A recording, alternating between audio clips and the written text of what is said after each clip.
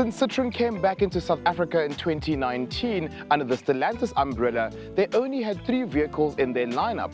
One of that was the C5 Aircross. So today we want to find out how well this updated model fares in today's market.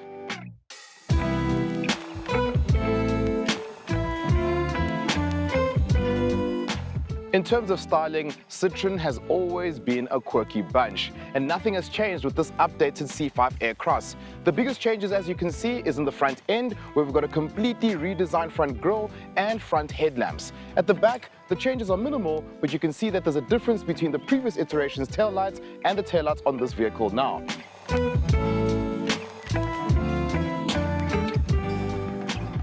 Overall, I think it's a good-looking car, especially if you like something a little bit different.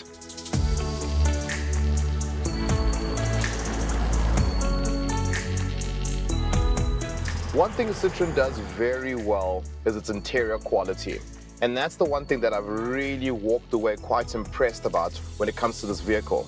Even holding the steering wheel now, it feels so good in my hands, and the dashboard and the infotainment system, everything feels like a vehicle that costs a decent amount of money.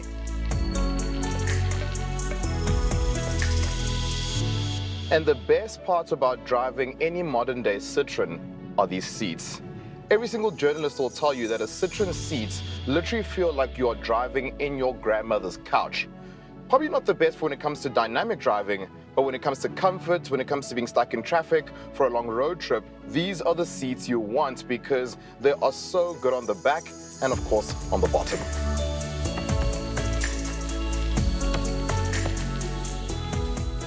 Space-wise, this car being a crossover needs to tick many boxes, and you do have a decent amount of space up front. The cabin feels nice and airy, and the rear occupants will also have a decent amount of space too.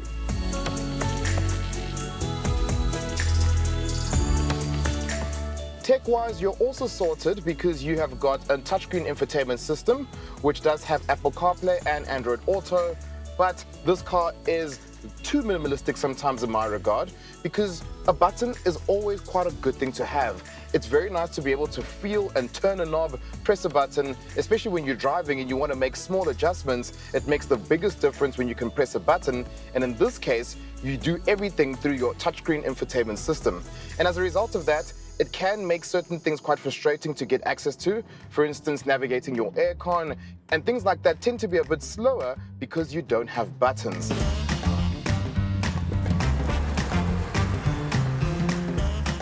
Engine-wise, both derivatives of the C5 Aircross come with a 1.6-litre turbocharged engine. It produces 121 kilowatts and 240 Newton meters, and it is mated to an automatic gearbox. So from a performance perspective, this car does have good power. You do feel the torque coming in quite nicely. These small capacity turbocharged engines generally make you quite aware with the fact that they are boosted. But in this car, you can really rev it out, and it actually also sounds like a normally aspirated engine as you do that. The gearbox is decent for day-to-day driving, but if you're in a bit of a rush and you need the car to be a little bit more on it, it does tend to be a bit lazy. But to me, the characteristics of this vehicle as a whole is not about performance whatsoever. It's all about comfort.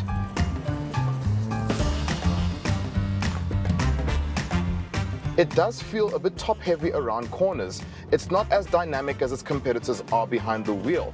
But again, Citroëns aren't about performance.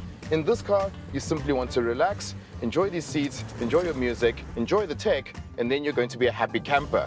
If you're going to be driving this car with the mindset of having fun and turning corners quite quickly, you're going to walk away disappointed. That's not the characteristics of this car. It's a quirky Citroën, and it does what a quirky Citroën does best, and that's waft away in style.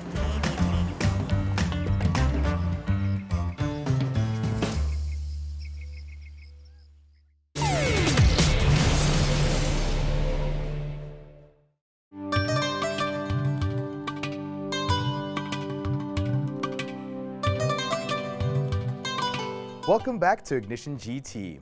Citroën is well known for offering slightly offbeat cars to style-conscious buyers who like to make a statement. Fortunately, there are other sides to the C5 Aircross's personality too. Gentlemen, what would you say are the things that really stood out for you when it comes to that C5 Aircross? Because for me, it's just how waftable the car was, and it was carefree, and it just felt like an old school Citroën. It felt like my grandpa's DS, and just how those cars used to just waft around day to day. What did you guys think? I'd say, especially from a design standpoint, I think one strong theme about the car's exterior and even interior design, they followed one shape theme. And the shape literally is just a rounded off square. Yeah. And you see it everywhere within the car. You can't unsee it. Yeah. Even to the steering wheel, the gauge clusters, literally everything in the car has a rounded off square feature to it. So you're probably going to pay attention to it now when you look at it. Yes. But it's something that you just notice. But then it's also one of those things of Citroën where I'll say, you know, SUV market is going this way, and they just decide, we're going to do things our way. 100%. I love how you say, you see, he's confident, because I don't have the confidence to say Citroën the way you say it, like that. It's like when you order a croissant as well with your Citroën. What were some bits that you liked about it, front row? Yeah, I mean, you spoke about the waftability. I owned a Citroën GS in 1973 a few years ago, and that car's biggest party trick obviously was the hydro pneumatic suspension, which takes a little bit of getting used to, the way that it kind of floats over speed humps and that sort of thing. Whereas in the case of the Aircross, you know, it's much more conventional in the way that it drives. It's not weird. In the sense that Citroëns of old were. And I think that for me, aside from the comfort, was also, it's such an easy car to live with. You know, you just get into it and you drive it. The way that the controls are laid out, it makes sense, it's easy to use. You know, it's kind of kept the great aspect of old Citroëns, the sort of offbeat whiz-bang styling, and the supreme comfort, and it's kind of dragged itself into the 21st century and just made it easier to live with, normal to drive. And in a way, it does make it quite unique, because looking at crossovers today, everything always has to have a bit of a sporty feel to it. It's either got some sort of an N badge, or it's got some sort of sport line kind of feature to it. And I love the fact that this vehicle, and it's one thing that I had to realize to say, that it doesn't have to be sporty, because there are many consumers out there that don't want something that's extremely dynamic. What did you guys think? I felt it performed quite decently, and especially considering that we're dealing with conventional automatic. I think the 120 kilowatts being produced from this engine, it's enough, especially considering that you're pairing this with, you know, the handling that it has as well, the magic carpet handling, if you will. So dynamically, you know, as you mentioned, it's not like hard and sporty as you said a lot of crossovers tend to be.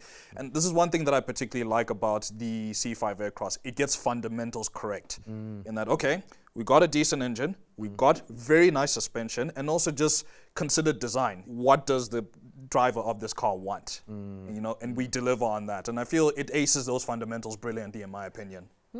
I mean, for me, I also like the fact that it is a vehicle that does also offer practical space, because crossovers, people like to think that crossovers are little baby 4x4s, and then you pop up in the boot and there's not actually a lot of space, but that car still does give you enough space for a big family. You can actually road trip with this thing, and it's not going to be compromising. What did you guys think about the practical elements of the car? In terms of versatility and practicality, I like those sliding rear seats, and the fact that you can adjust the backrest as well. It's got a decent boot, and the other thing is, you know, things like storage compartments. There's really gone a lot of attention to detail has gone into the design of this car. Very much so. And obviously, lastly, pricing. What do you guys think? Do you think it's competitive? It's right there in terms of the rivals that it competes against? I'd say more or less. You know, some consumers would argue that, oh, but this offers more features and everything in between, but it does what an SUV needs to do. And ultimately, that's what you want. So I think it's pretty fair for what's on offer here. And there is something to be said for driving something that is different, and that is unique, and people do notice it. You know, this car is actually, it drives and it does everything as well as it looks. Couldn't have said it better.